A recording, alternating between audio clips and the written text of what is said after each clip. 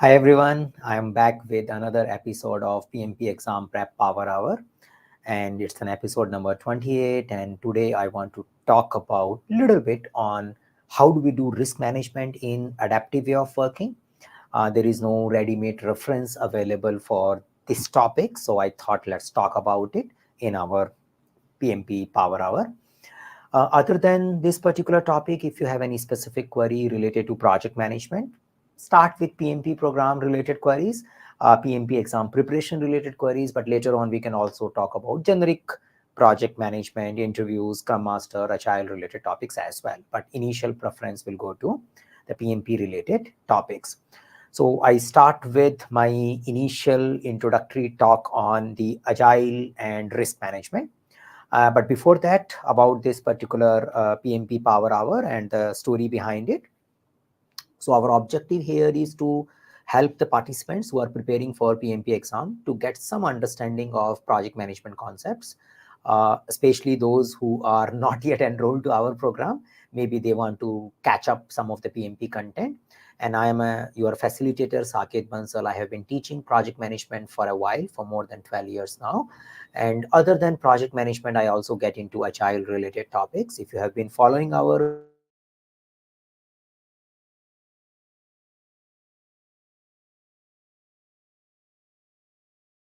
PMP prep hours, then probably you know of our programs on a regular basis.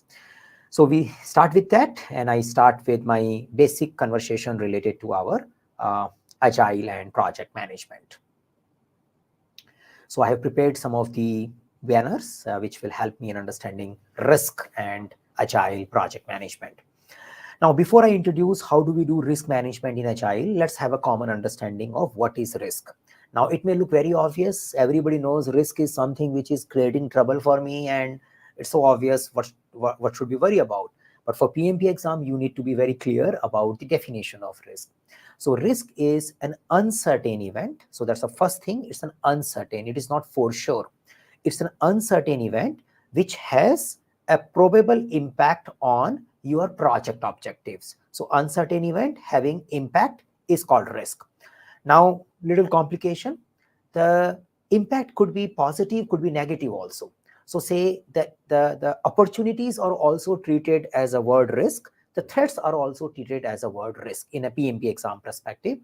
Now, the uncertainty should also be attached with the event.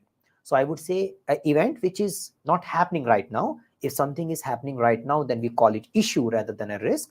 It's something which can happen tomorrow or day after, probable.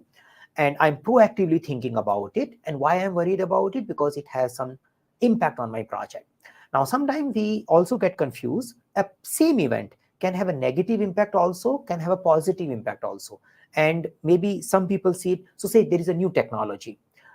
It may be putting a negative impact on your current cost estimations. Yeah, but it may also open up an opportunity for doing something to acquire more customers, more users. So what will you call it? It's a negative risk or positive risk? I would say you will call it both. And if you get very particular, how do we treat them into PMP exam? I will say I will record it as a related risk. I will put it as a one risk as a threat, same event, and I will put another risk as an opportunity. And I will also refer that these two risks are related, but we need to do something to exploit the opportunity, and we need to do something to mitigate the threats or reduce the threats. So that's an understanding of risk, an uncertain event which has a positive or negative impact on our project. Now, the second question may comes, why should I worry about these kind of uncertain event? Yeah, what is the objective of risk management? So as a project manager, irrespective of life cycle, be it adaptive or predictive, our goal is to support project objectives. That is what we are doing. We need to make sure project objectives get met. Now, these uncertain events may have impact on our project objectives, and that is the reason I am worried about it. So my objective of doing risk management is to minimize the impact of threats, you can call them negative risk as well, and maximize the impact of opportunities, you can call them positive risk also. So I am doing as a project manager to make sure the impact of negative risk is reduced by my proactive project management related activity. That's a risk management. And I am doing that, I can exploit the positive opportunity so that I can also maximize the benefit coming from my project. So that's the whole objective of doing risk management in projects. Now get into specific. That's the topic for today's session, agile approach to risk management. Now, when you see Scrum and you see generic agile way of working, you don't see those agile books, agile topics very explicitly talks about risk. Yeah, the way we talk about in our traditional project management, that much focus will not be there. And sometimes it makes me, or maybe a participant starts feeling, oh, agile, we don't do risk management in agile. But that is not the perception, that is not the reality, I would say. That's a perception you might be making. We do risk management differently in agile. That should be we focusing on. One of the important element is, since we have more risk and uncertainty, that's why we are going into agile approach. So selecting an adaptive life cycle where we are validating our assumptions, we are taking frequent feedbacks, we are working in the incremental manner rather than doing upfront planning, is itself is a risk response. Yeah? So I would say the adaptive way of working is the word they use, organic risk management approach, because we are not doing big bang planning, we are not targeting big requirements, we are always looking and learning from our experience, our explorations, and adapting as per that. So working in a time box iterations and using a critical review at the end of every time box iteration, following a continuous refinement of a backlog, not baselining the requirement, involving the high power, high interest stakeholder in backlog refinement, involving the high power, high interest stakeholder in our refinement meeting, takes care of a risk management. Yeah, indirectly, that's the approach which is designed to mitigate lots of risk which are expected to come in agile ways of working. So we have more risk in agile ways of working. That's we are taking this approach, and overall approach is designed to make sure that we are taking care of risk incrementally. Now the question will say, okay, that's good idea, but do we talk about those uncertain events? We have taken care of high level uncertainties by way of working iterative manner. Yes, yeah, we are taking care of high level uncertainties by bringing more and more collaboration. But what about some of the specific events which makes me worried, which can impact my overall delivery? Do we capture them and talk about it? Now here we need to think like a project manager, not necessarily a scrum master. And the answer is, from a project manager perspective, the answer is yes. So yes, you have an approach which will take care of big uncertainties, but at the same time, if you discover some of the uncertain events which can impact your project objectives, your release objective, your sprint objective, you need to do something about them. You need to incorporate in your risk management framework. So how do we do that? So first, let's talk about release level risk management, and then we talk about sprint level or iteration level risk management. So we can say, in the agile way of working, there is a likelihood we prepare our roadmap. You can call it product roadmap. We have some forecast of upcoming incremental releases, and there is a possibility that we may do release planning, at least for upcoming few releases. So what is release? It could be a collection of iterations which has a specific set of objectives, and in order to meet those objectives, you have identified some set of features, some set of user stories. So you have a features and user story targeting to a particular release, and now you are moving towards it, and you may discover some risks, some events. There are probable events which can happen in future which can derail your release goal or upcoming roadmap goal. So what do you do about them? Where do you discover them? So our place of discovery is any of the agile meeting, especially when it comes to release level risk or a product roadmap level risk. The backlog refinement and iteration review is the place where we are discussing, the stakeholders and agile teams are talking about what is happening, and they may discover such kind of uncertainties.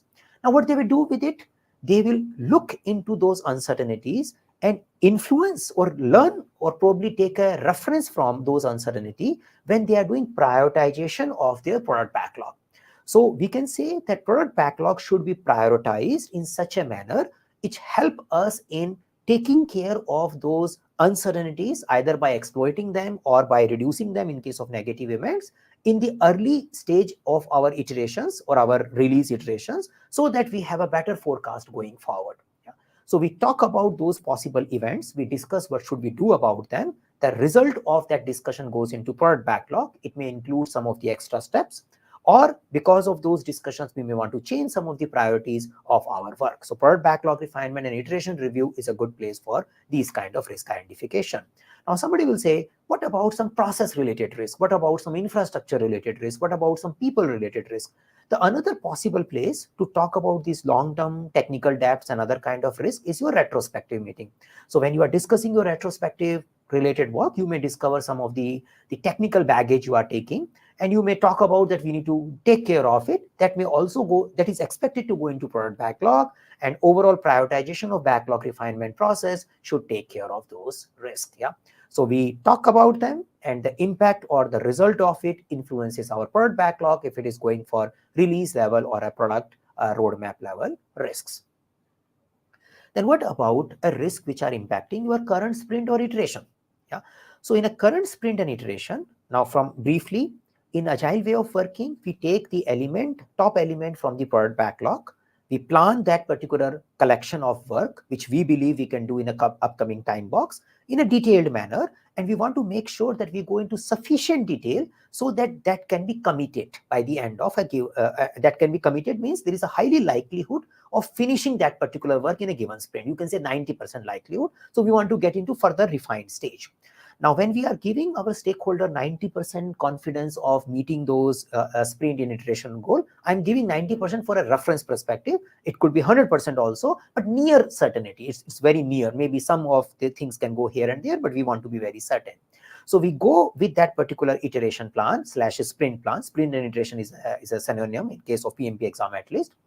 Now, there could be things which can go wrong during that particular 2 weeks time, and which may put our 2 weeks plan at a risk, or which may result into we not meeting our iteration objectives or iteration goal or a sprint goal. Now, what do we do about them? We probably need to talk about those risks, track them throughout our sprint, and we identify them during sprint planning / iteration planning meeting. We need to keep talking about them during our daily stand-ups or a daily scrums, because we are doing fine-grained refinement of our work all the time.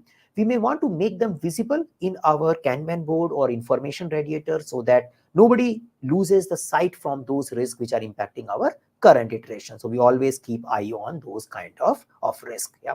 So that's the second thing. And iteration planning is identification place, and daily stand-up is a tracking place. And during the iteration also some risk may come up, and we need to talk about them. We need to collaborate. We can talk as and when it occurs, and we can definitely take a status of our risks collaboratively during the daily stand-up meeting. So that's the iteration level risks. Now, overall, how the agile meetings relates to risks. So all agile meetings or events, the risk can be a topic. Yeah. So you probably don't want to do a separate meeting for risk identification. You probably don't want to do a separate meeting for risk review and risk prioritization. Anytime when you are reviewing your work, you are reviewing your other things, you can review risk. So for example, sprint planning / iteration planning is a place to identify sprint level risk. Release planning or a product roadmap planning is a good place to identify release level risk. The daily stand-ups, daily scrum is a good place to reflect on what is something which can derail our current sprint. The iteration review, sprint review is a good place to talk about what we have learned from our previous iterations and how these learning might impact our future work. Is there any uncertain event which we need to worry about? That's a good place to talk about there as well. And then in an iteration retrospective, we look into our process space. We can identify some of the process, people, collaborative, infrastructure related risk, and we need to talk about them in a product backlog refinement further. Product backlog refinement is definitely a good place where we want to talk about risk. So all the meetings can have risk related topic when it comes to agile way of working. Now, another issue comes in sometimes, especially for PMP exam. Do we have a risk register in PMP exam or for agile? So if I'm following agile, should I record the risk in a risk register, or I should always have an information radiator? So say if you follow pure scrum will not tell you to prepare a risk register. Yeah, that's for sure. That's, but when we are talking about PMP exam, you can have a risk register. Yes, even in the adaptive, we call it hybrid approaches. But at the same time, if the risk register is missing, you don't have to worry about it. You can say you can have, or you can live without risk register also. So the idea here is, actually the idea is same. We should have a management of risk, not to worry about documentation of risk. Yeah, documentation of risk can happen in multiple ways, but management of risk must happen. That is the for sure requirement for our work. Yeah. So we can say, yes, we do our risk management and we can put it in a risk register, or we can have our Kanban board or my existing Kanban board, and I can put as a risk as an information radiator, and I can track in using whatever tool I am using. So be a little open. Yeah, it could be informally documented rather than formal. Now somebody will say, how can a risk will be informally documented? The assumption here is we are working on a small iterations. Everybody is collaborating together, and we are validating our idea in small pieces. So it doesn't require too much to worry about what can go wrong in future, because always we are talking and adapting to it. Yeah. So in that approach, there is a possibility. I'm not saying you should do it. There is a possibility that you may end up not documenting the risk, but you need to see the question. Now somebody will say, what about other things? How do I identify risk? What kind of tools and techniques I use? Are they same in a predictive and adaptive? I would say risk identification is a common thing. You are observing the trend, you are observing the issues, you are observing the historical data, you are asking people. The risk identification process which you learn in your PMP exam, don't think it's a predictive process only. Those input are valid when you are doing backlog refinement, when you are doing iteration review also, and based on those approaches only you identify risk. Yes, you definitely need to do an assessment of the risk. You need to identify probability and impact. You need to definitely prioritize the risk if there are many risks. These all can happen, may not be with the help of documentation as a discussion, but risk is always associated with probability and impact, irrespective of predictive or adaptive life cycle. And yes, you may not do quantification of the risk. Yeah. So we have a qualitative risk assessment in our project management, and we have a quantitative risk assessment.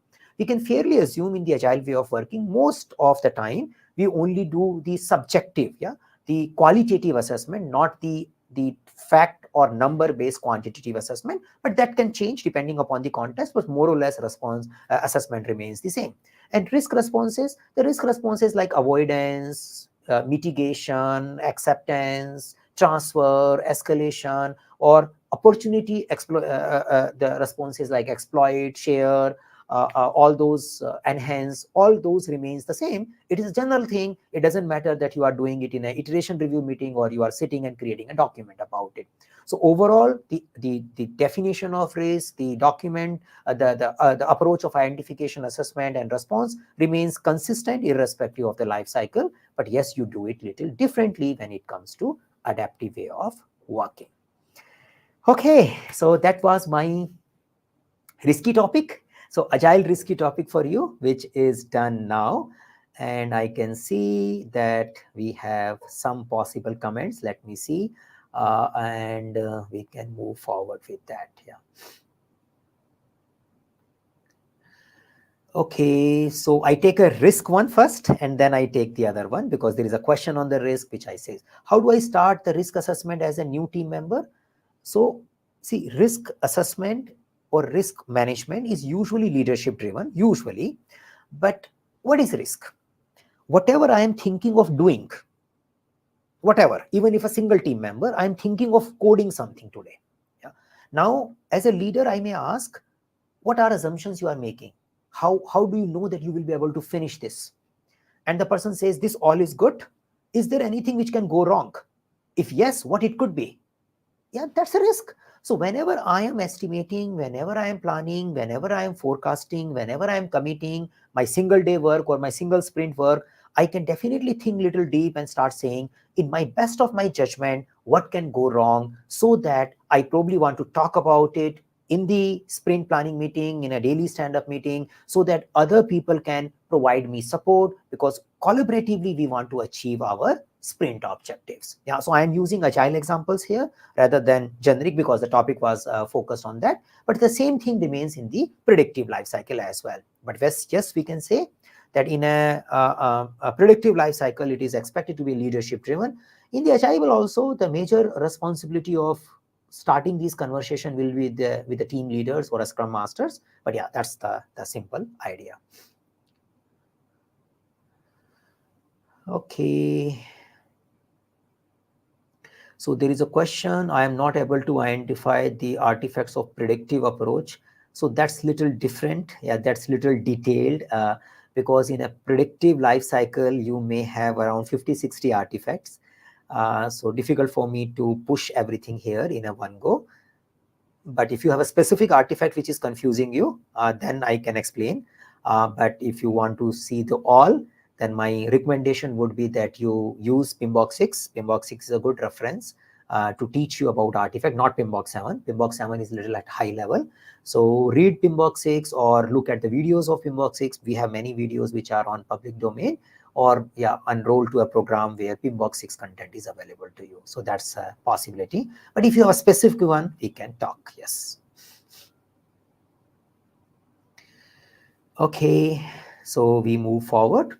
So how do we manage conflict in Scrum related to effort of a user story? So say conflict management is one of the important topic in PMP exam and in any interviews. We in a PMP exam, in a people domain, this is our first task. As a leader, you should be able to manage conflict. So conflicts are healthy. People should have difference of opinion related to user story estimate. Yes. Now, how do I handle it? The best way to handle it is to collaborate, make a problem solving, make people talk about it and help them in understanding each other's perspective. I want to learn based on this conflict or use it as an opportunity so that both of the team member can learn from each other how this problem can be solved differently. So say I am thinking it's a 1 day work, someone is thinking it's a 3 days work. It's an opportunity for both of us to learn how possibly it can be done in a 1 day and what makes you worried so that we are thinking it is about 3 days. And this will be very easy to handle provided we have created the right environment for conversation and trust. If that right environment for conversation and trust is missing, then we will have little challenge here because people are just sticking to their points. But if we have created that, then you will not face any issue. Yeah. So build trust, have an open conversation, have some ground rules to discuss about specific points, and that can help you in resolving these conflicts. So backlog refinement is before iteration.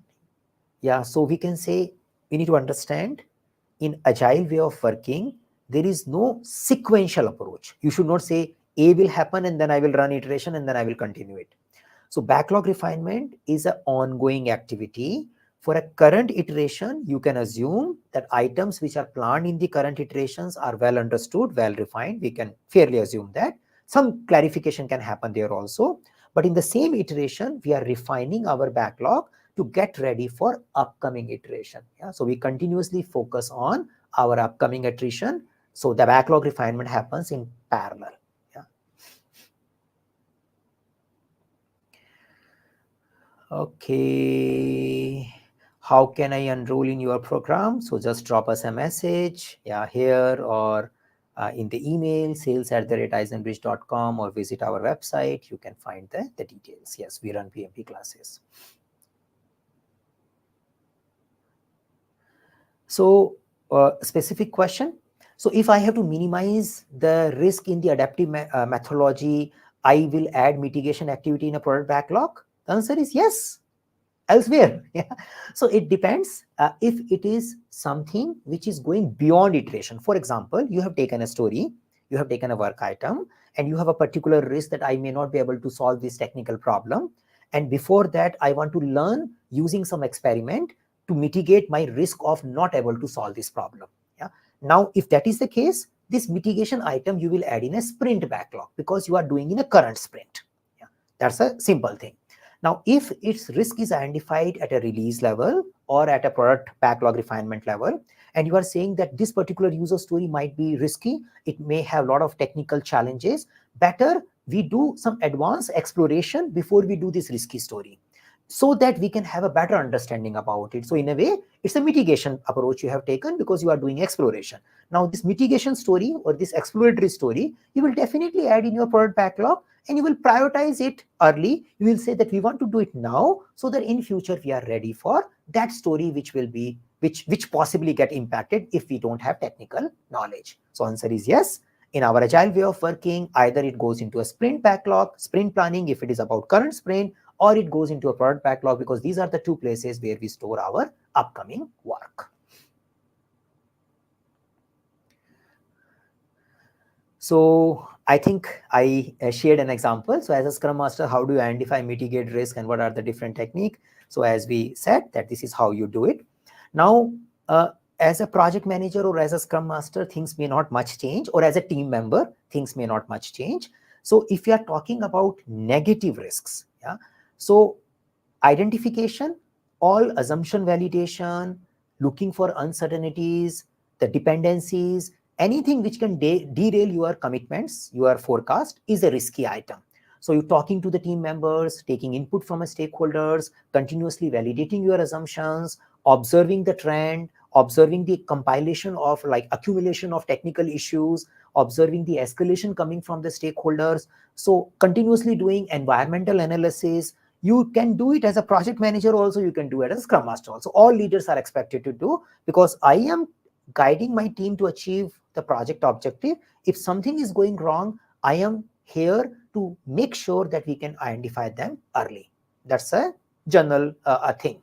Now, how do I take care of it? I need to respond to it. There's a general project management responses. There's a general any leader responses. So I will do something so that I can avoid that particular negative event. If I'm talking about threats, so avoidance is a one strategy. I can look for that it is going beyond my level. I need to ask for my management help. I can do escalation. That's another approach we talk in a project management as well as anywhere. And then we can say we can do some proactive approach to reduce the probability and impact of that risk. That's a majority of time as a project manager and Scrum Master we do. That is called mitigate. Or we may decide, let's live with it. Yeah, let's live with it. We can't predict everything. We know there is an uncertainty. We know something can go wrong. If it goes wrong, we are identifying it. But probably we will inform our stakeholder, there are few things which can go wrong. Let's see if they go wrong, we will let you know, else we are going with it. We can accept those risks as well. So overall, this is our project management, risk management approaches, and they are applicable to all these places. Yeah. Okay. So please tell which document can help us in understanding more about more risk management, which document can help us in understanding more and in detail. So I'm assuming the question is, where can I read more about risk management? That's the question seems to be. Yeah, so the PMI has PMBOK has a good reference. Yeah, if you enroll for any PMP program, that's a good reference. In the Agile world, the Agile programs may not get into that much detail into risk management because they are focusing on organic risk management and they believe that you will figure it out. But yeah, PMBOK content can be used to study the risk management. Yeah. Where can I put a risk register? Do I need to have a risk register, or I can mitigate the risk in a Confluence? So as I said, in the PMP exam, in the adaptive life cycle, there is no mandatory to have an artifact called risk register. You can have it or you can live without it. The whole objective is you are proactively looking for uncertainties and you are taking care of them. But yes, you can definitely have it in your Confluence, have it as a part of your Jira board, as a part of issues in your Jira. You can create risk type of issues. People do that. That's another possibility. Or you can have some other page where you put all these risks. So depending upon your enterprise environmental style, the objective is we should know what all uncertainties we need to take care. So we help our stakeholder to achieve our project objectives. Yeah. So that's the idea here. Great. Yeah, a lot of ideas about risk. I think risk is settled down, looks like. And maybe, but anyway, if you have any specific query related to risk, or we can expand our, say, horizon, and we can talk about predictive risk also in case someone has a query like that, or we can talk about any other project management topic as well, in case if it is needed. I don't see any comment coming from LinkedIn. I hope it is working.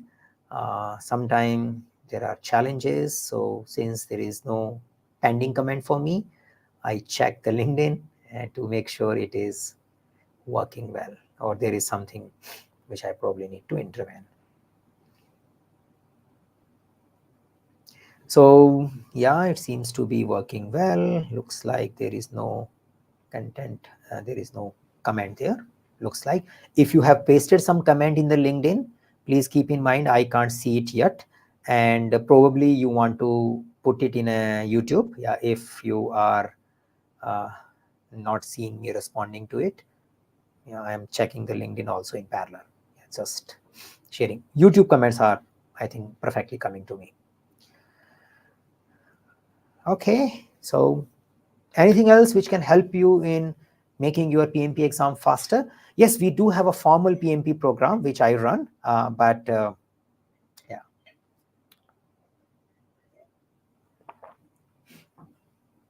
So we have a question. So does waterfall method is still used in software industry? If so, what are the benefits? So I would say, especially if you are a project, you call yourself project manager, and that's the answer. What you understand from waterfall and what I understand from waterfall may be very different. Yeah. Sometimes people understand waterfall means that I will run a 1-year project and I will deliver at the end. Other will understand if I have a 1-year project, I may start doing incremental delivery every 2 months, but during that 2 months, I will follow a sequence. I will follow a defined goal and I will do it. Somebody will say, I have a 2 months projects only, but I will run in a sequence. Is that also a waterfall? So what we say is, it is easy to see things in a black and white. This is Scrum and this is waterfall. But in practice, maybe you will have mixed mode approach. As I said, if you are using project, you are not using Scrum. Yeah, in a way, you are using your Scrum. It is not a Scrum as defined by the book. And nobody uses the pure waterfall also. Yeah, and actually, pure waterfall has feedback loop. The pure waterfall is not what people perceive as a waterfall.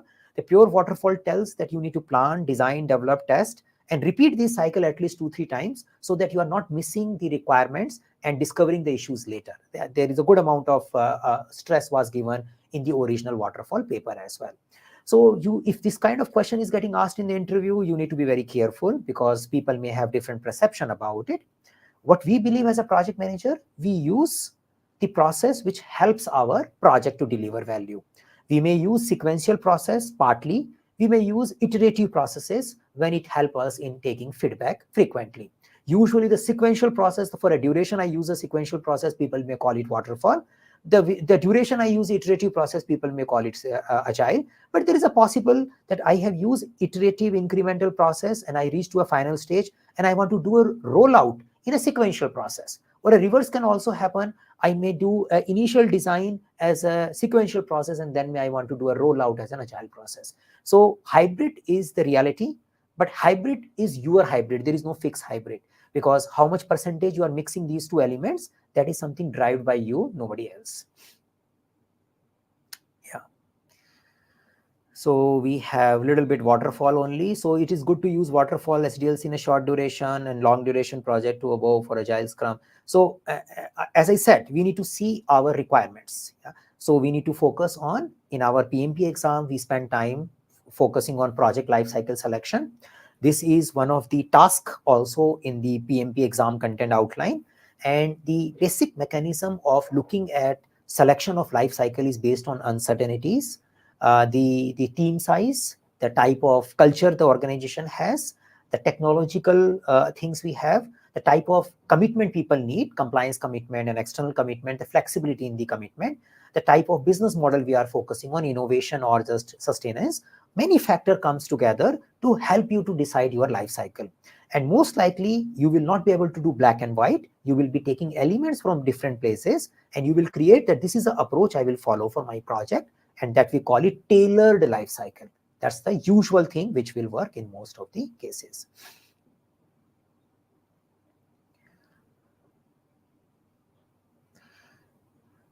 So what I'm saying is that we need to be clear when to apply which process, and that's something need to be clear.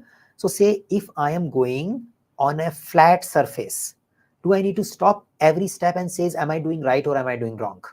It's a pure clean road. I want to run. But if I'm walking on a slippery surface, I want to take step and want to make sure before I put a next step, I take a learning from there. Now, the small step is agile, running is waterfall. Now, somebody will say running is bad. You should always take small step. Why? When the surface is very known, I have been walking here all the time, I want to run. Yeah, that's it. So we need to be practical, especially if you are really talking in the project manager language. If you are talking to someone who's a theoretical guy, then you can say, yes, agile is good. Always take small steps. Don't worry about if you even have a clean road, but always take small step. It is always to take a feedback. Yeah, you can say so, but for a PMP exam, no, That's something we focus on. We focus on value delivery and we current our assessment. Okay, so moving forward from waterfall and focusing back on things. So contingency and management reserve will work in the same in the adaptive way as well as in predictive way, as contingencies are used on known, unknown. And so answer is yes, but little trick. Do we really worry about contingency when we are focusing on agile? Do we really have a cost baseline and schedule baseline? Most likely the answer is no. Yeah. So though if you have a baselines, then you definitely want to have contingencies and reserves. And they will work in a similar manner, irrespective of you are following agile or non-agile. But if you don't have a baselines, then we don't have a contingencies. So in the adaptive way of working, most likely we don't go into cost baselines because we are taking frequent feedbacks. Most likely we will not make any long-term schedule baselines and forecast also. We are making continuous feedback. So majorly this reserve analysis, the way we learn in our predictive life cycle, is not much relevant in adaptive life cycle. Yeah. Reserve analysis itself is not relevant, but if you have a situation, then you will do it. Yeah, that's how we can see it. So it's less a risk question. It is more a question about what is our metric says, what is our target, and what is our schedule and cost targets. Yeah. So accordingly, I need to see the question. But if someone is just by default wants to understand, I will say contingency and management reserve probably will not be a relevant concept. Probably. I can't be a yes and no in case of adaptive way of working.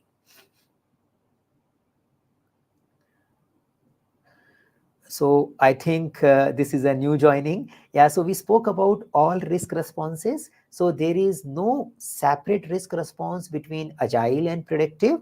The only thing is where the risk response goes. So risk response in the agile way of working goes into product backlog or iteration backlog.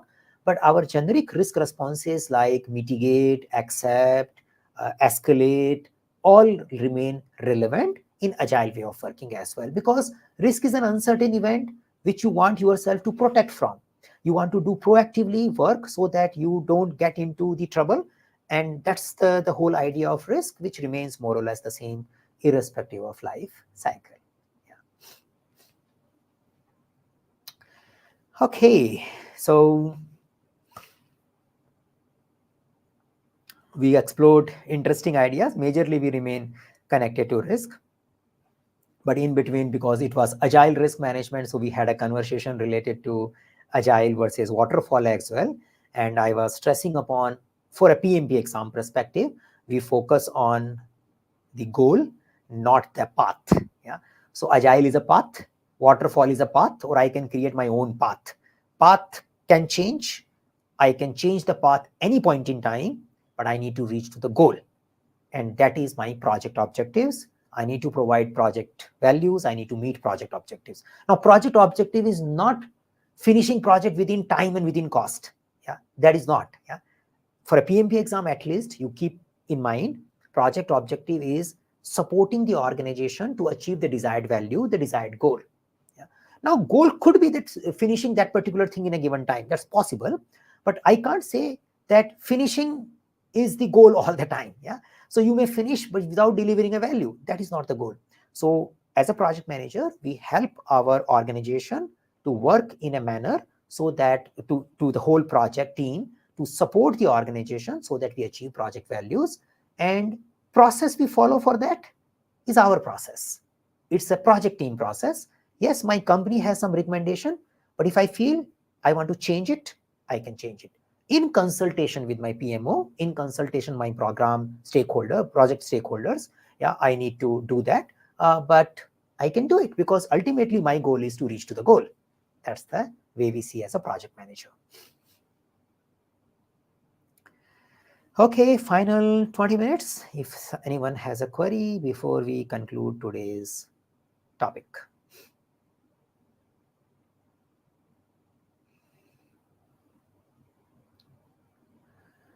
So I'm not sure if the LinkedIn thing is working because I do get a message that there is an issue in loading the event. So it looks like there is something going wrong there. So I don't know if something is going wrong. They can't listen to hear me also. But anyway, yeah, YouTube is a better platform, I guess, at least for live events.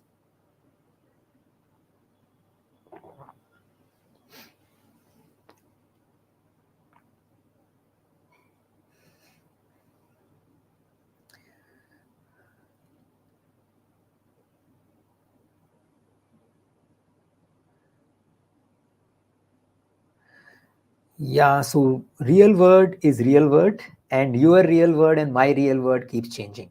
So I keep telling in my class, people come up with say you are teaching us to do this particular way of working in Agile, but we don't do like this. You are telling us focus on value, but my management always focus on time and cost baselines only, irrespective of Agile. So I will say, yes, those things are reality, but my reality and your reality may not be same. There could be a one manager who's focusing on time, another manager could be focusing on cost, and somebody might be focusing on something else. Now, the books, yeah, be it a PMP book or be it an Agile book, cannot teach you your reality, because your reality is based on your business model, your team members, your organization culture, your management type of work you are doing, your clients, your contracts. There are so many things, but they can teach you the pure form, pure concepts. So we learn pure predictive life cycle, we learn pure agile life cycle, and then we as a project manager comes into the picture and says, we will bring this pure form and add impurities needed as per my organization environment, and we'll run the show. And that we call it enterprise environmental factor. So in a PMP exam, we keep reminding that you need to adopt thing as per your enterprise environmental factor. Yeah. So the same thing, if your enterprise environmental factor needs a detailed documentation along with adaptive life cycle, you need to understand why this is the case and what are the benefits related to it. I was working with one of the healthcare device company. They make optical things, and they are using Agile. They are using skilled Agile framework, but they end up doing a lot of documentation because they are working in a compliance environment, and their definition of done requires lots of documentation. So it is an enterprise factor. Now the government may not care. You are focused, you are using Agile or you are using whatever. They need a particular document before they can approve your device or your thing. That's how we do. Yeah, that's how we need to progress. So we need to see our enterprise environmental factor and accordingly goal. Is this documentation helping in achieving my project goal? I support it. If not, I propose a tailoring to my product PMO. I ask him, why are you doing it? But I need to work collaboratively. I can't say that I will not do it or I will do it.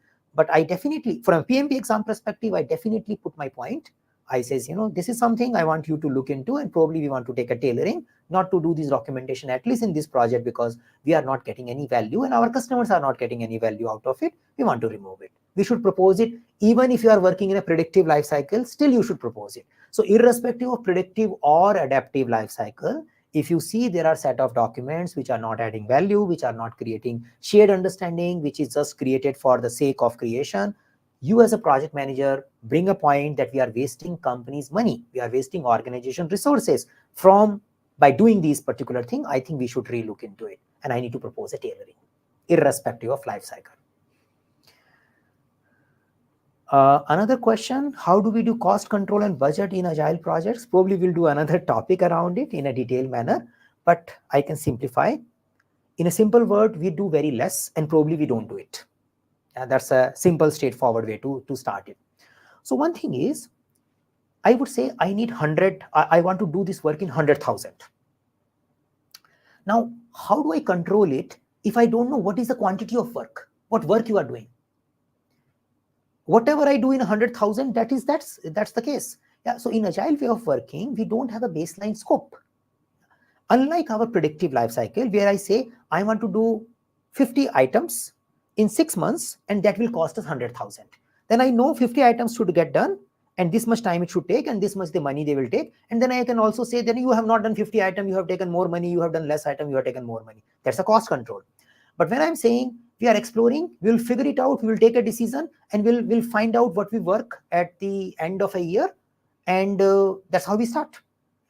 Now, can we do a forecast of money in this particular stage? The answer is yes, you can do it, but it is not something control stage. You can say, yes, let's give it a 1 year. And since we have a one Agile team, they will be spending this much money per month, and let's give them a 1 year to spend this money, and let's try to achieve some project objective in the next 1 year time. That much kind of cost budgeting you can do. Now, it can't be tracked back to the scope because scope is not baseline, but it can be tracked back to some of the goals. We can say we wanted to have some release made, we want to do a product launch within a 1 year. So we can say that 1 year passed by and where we are there. The assumption here is, in agile way of working, the high power, high interest stakeholders are sitting with you every 1 week, 2 weeks.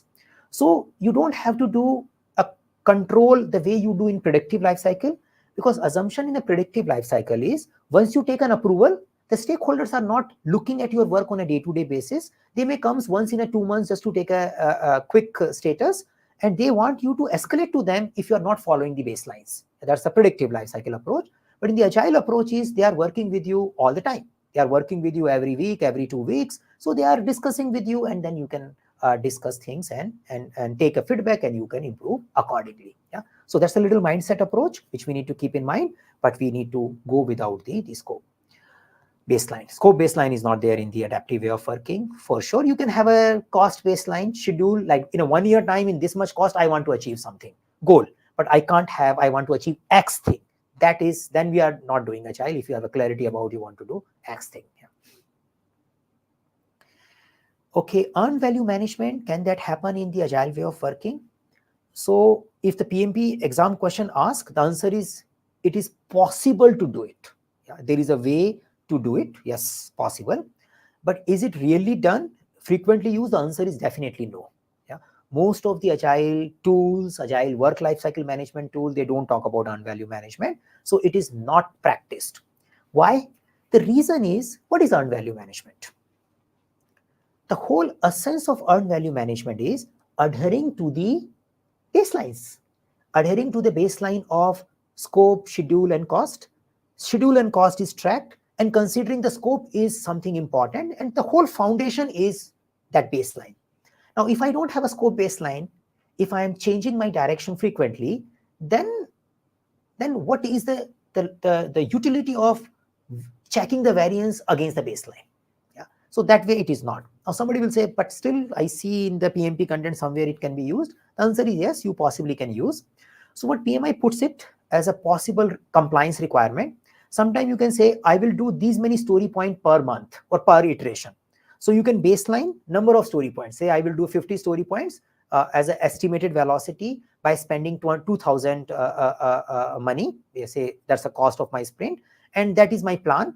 And for an actual value, I will track what was my actual story points finished in a given sprint, and then I will figure it out per story cost of estimate and per story point cost of real, and then I can create a variance. Yeah, so theoretically speaking, it is possible. Yes, so it is possible at a foundational level of story points rather than scope. So we can say we may have an estimated cost per story point per iteration, which is coming as a baseline, and then we can have an actual cost which is coming per story point per iteration, and then we can compare. But practically comparing story points done, not done is not the objective in case of agile way of working.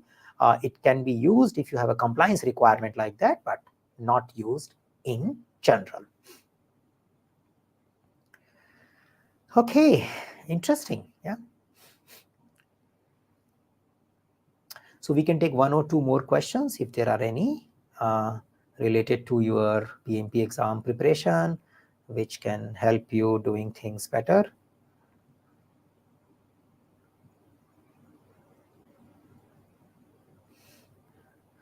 If not, then I can conclude, and we see you all again next week. Hopefully some of you who are still preparing for your PMP. If you already passed your PMP, then do share that on your social media. You can tag me. I'm pretty active on LinkedIn. So please do that. Yeah. And if you got some value from here, I hope all of you are aware that we have a video series of PMP style questions. And these questions are not just made to practice. It is made to make sure that you understand the complete PMP exam content outline. We explain each ECU element into it. So if you visit our YouTube channel, you go to a podcast site where we have a playlist. I think right now we have 157 questions there. We keep adding here and there, but they are good enough. These questions are good enough to give you the complete coverage of your exam content outline. Each question is around 5 minutes, so you can play them in a series.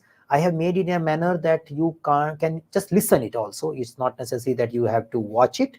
Most of the things are audio oriented. So you are driving, going here and there, and can put into a podcast format, and that also will help you to prepare for your PMP. If you just watch these 150 videos, we have many people who pass the exam by just watching it.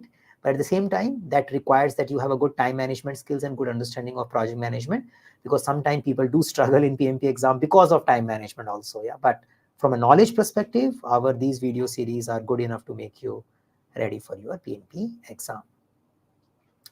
Okay, looks like we are moving towards concluding this particular session.